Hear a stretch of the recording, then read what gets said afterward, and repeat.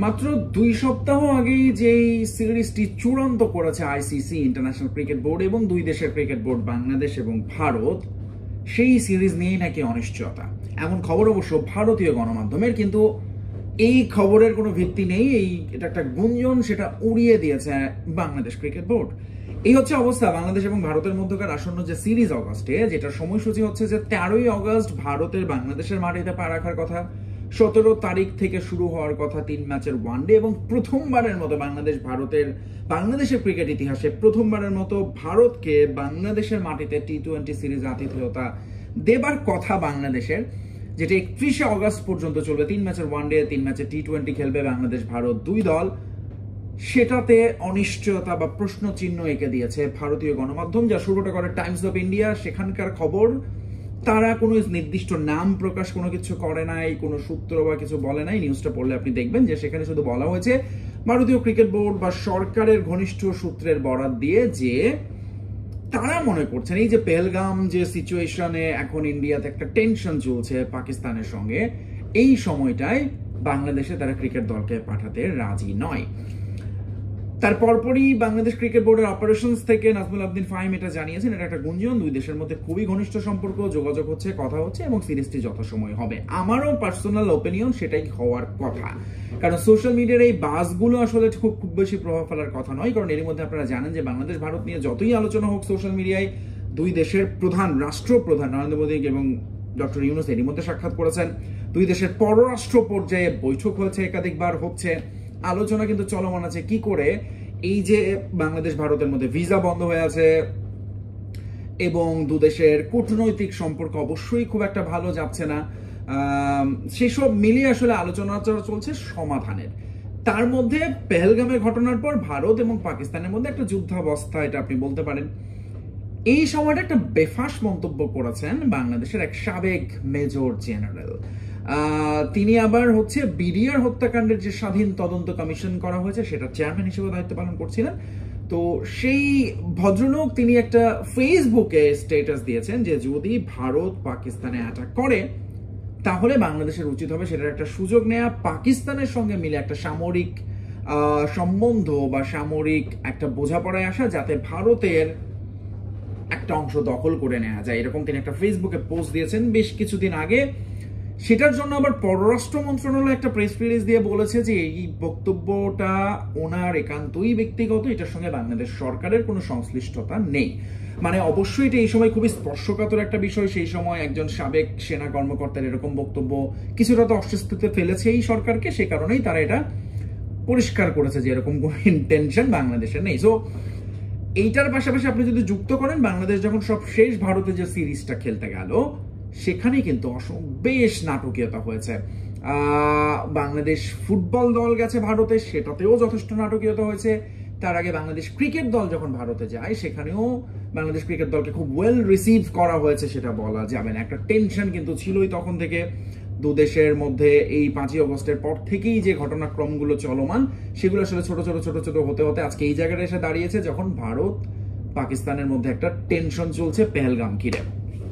But প্রথমে যেটা বললাম, এনডিটিভির এই বরাতের খবরের পরে, টাইমস অফ ইন্ডিয়ার পরে আসলে এনডিটিভি সহ অনেকগুলো মিডিয়া এখন এই খবরটা প্রচার করছে যে এটা অনিশ্চিত। তারা ব্যক্তিগতভাবে তারা বিভিন্ন সূত্র দিয়ে খবরগুলো বলছে, যদিও ভারতীয় ক্রিকেট বোর্ড থেকে এখনো কোনো আনুষ্ঠানিক বক্তব্য আসেনি, তবে সরকারের কাছের নানান বক্তব্য তারা নিচ্ছে এবং এটাই তারা একটা বলার চেষ্টা করছে ভারতীয় গণমাধ্যম যে এই সিরিজটি অনিশ্চিত, ভারতীয় দল এই মুহূর্তে বাংলাদেশে যাবে না। কিন্তু বাংলাদেশ ক্রিকেট বোর্ড থেকে এর মধ্যে অফিসিয়াল বক্তব্য দেওয়া হয়েছে যে না, এরকম কোনো সংখ্যা এখনো তারা দেখছে না, বরং তারা এক্সাইটেড এবং সিরিজটি আয়োজনের চেষ্টা চলছে। এবং একটু মনে করে দিই, বাংলাদেশের জন্য এই সিরিজটি খুব গুরুত্বপূর্ণ, কারণ সামনে পাকিস্তানের সঙ্গে সিরিজ আছে, তার আগে আরব আমিরাত এবং তার পরপরই ভারতের সঙ্গে খেলাটা বাংলাদেশের ক্রিকেটের হোম সিরিজে রিভাইভ করার জন্য। কারণ জিম্বাবুয়ের সঙ্গে আমরা দেখেছি যে দর্শক আগ্রহ ছিল না, টিভি আগ্রহ ছিল না। তো সেক্ষেত্রে এটা একটা বিরাট বড় সিরিজ আসলে বাংলাদেশের জন্য।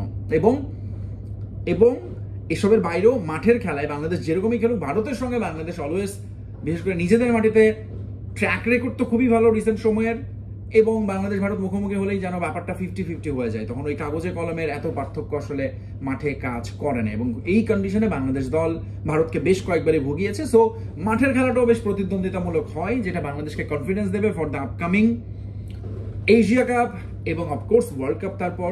এবং এশিয়া কাপটা হচ্ছে ভারতে, আসলে কি হচ্ছে বরং সেটা নিয়ে সন্দেহ আছে।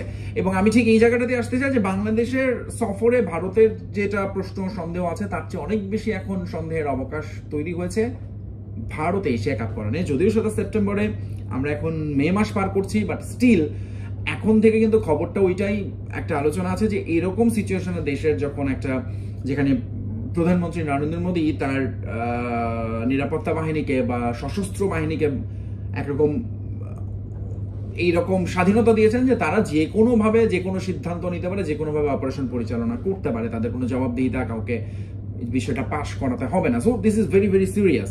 সো সেই সময়টায় সেপ্টেম্বরে এশিয়া কাপ, যেটা আমার আগে থেকে পাকিস্তান গো ধরে আছে, তারা ভারতে যাবে না, তারা হাইব্রিড মডেল চায়। অর্থাৎ যদি ভারতে এশিয়া কাপ হয়ও পাকিস্তান সেখানে খেলতে যাবে না, এবং পাকিস্তানের জন্য ভারতকে আরেকটা বিকল্প ভেন্যু খুঁজে নিতে হতে পারে। সেই ভেন্যু আবার বাংলাদেশও হতে পারে। তবে এই মুহূর্তে এশিয়া কাপ আসলে ভারতে হওয়ার সম্ভাবনা একটু কমে এসেছে, বরং তার চেয়ে অনেক বেশি সম্ভাবনা জেগেছে সংযুক্ত আরব আমিরাতে চলে যাওয়ার। সেইখানে গেলে তখন হয়তো ভারত পাকিস্তান, এবং ওই জায়গাটাতে ওই উত্তেজনা তখনও চলমান থাকবে। কি পরিস্থিতি হবে আগামী কয়েকদিনে কে জানে। এরই মধ্যে তো কয়েকটা গণমাধ্যম, ভারতের টাইমস অফ ইন্ডিয়া যেটা শুরু করেছে, তারপর আরো কয়েকটা গণমাধ্যম আরো কয়েক কাঠি সরেস হয়ে বলতে শুরু করেছে যে ভারত এরই মধ্যে বিকল্প দলগুলোর সঙ্গে সিরিজ চূড়ান্ত করছে অগস্টের ওই উইন্ডোতে যখন বাংলাদেশের খেলার কথা। সেই বিকল্প দল হচ্ছে কারা? সাউথ আফ্রিকা, অস্ট্রেলিয়ার সঙ্গে ভারতীয় ক্রিকেট বোর্ড যোগাযোগ করছে, এরকম একটা খবর আমরা দেখছি ভারতীয় গণমাধ্যমে। কিন্তু আমরা যদি নাজমুল আহমেদিন ফাহিমের বক্তব্যটা দেখি, তিনি এক্স্যাক্টলি এই লাইনগুলোই বলেছেন যে না, দুই দেশের দুই বোর্ডের সম্পর্ক খুবই ঘনিষ্ঠ এবং তারা এই সিরিজের জন্য প্রস্তুতি নিচ্ছে। এবং আমার মনে হয় যে ভারতীয় ক্রিকেট দলও আসলে, তারা তো অবভিয়াসলি আইপিএল এর পর এই সিরিজটা বাংলাদেশের সঙ্গে তাদের খেলাটা আসলে তাদের লিমিটেড ওভারে ওয়ানডে এবং টি20 তাদের নিজেদের জন্য আসলে দরকার হবে। সামনে এশিয়া কাপ এবং ওয়ার্ল্ড কাপ আছে তার ফলোইং ইয়ারে। সবকিছু মিলে আমি অন্তত বাংলাদেশ ভারত সিরিজ নিয়ে কোনো অনিশ্চয়তা দোলাচলা দেখছি না। আপনাদের কাছে কি মনে হয় নিচে কমেন্টস করে জানাবেন। তবে এশিয়া কাপ নিয়ে প্রশ্নবোধক আছে, এবং সেই এশিয়া কাপটা যেহেতু বাংলাদেশ নিয়ে এখন থেকে একটা আলোচনা হচ্ছে, ভারতীয় মিডিয়ায় এক ধরনের প্রচার চলছে, ফলে বাংলাদেশ তখন ওই যে একটা সম্ভাব্য ভেন্যুর তালিকা থেকে আসলে বাদ পড়ে যায়, এবং সেক্ষেত্রে সেটা সংযুক্ত আরব আমিরাতে চলে যাওয়ার সম্ভাবনা খুব খুব বেশি। আর এমনিতেও ভারত আসলে এশিয়া কাপ আমরা কখনোই খুব দেখি না যে ভারত খুব আগ্রহ নিয়ে এশিয়া কাপ খেলে বা আয়োজন করে, বরং এরকম অসংখ্যবার হয়েছে আয়োজক ভারত কিংবা তাদের জন্য এশিয়া কাপ পিছিয়ে যাচ্ছে, হচ্ছে না, আয়োজক ভারত তারা সেই আয়োজন শ্রীলঙ্কাকে দিয়ে দিচ্ছে, বাংলাদেশকে দিচ্ছে বা সংযুক্ত আরব আমিরাতে দিচ্ছে, বরং তারা অন্যান্য ক্রিকেটকে বেশি প্রায়োরিটি দেয় এশিয়া কাপের চেয়ে। সো ইন্ডিয়া পাকিস্তান বর্তমানে যে টেনশন, এবং সেখানে আসলে বাংলাদেশও ঢুকে পড়েছে নানান দিক দিয়ে, খেলার দিক দিয়েও এখন ঢুকে পড়লো।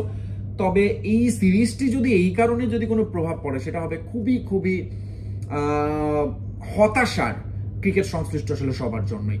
সো আপনাদের যদি কোনো মতামত থাকে, মন্তব্য থাকে এই বিষয়ে নিচে কমেন্টস করে জানিয়ে যাবেন। আজকের মতো বিদায়, বাই বাই, টাটা।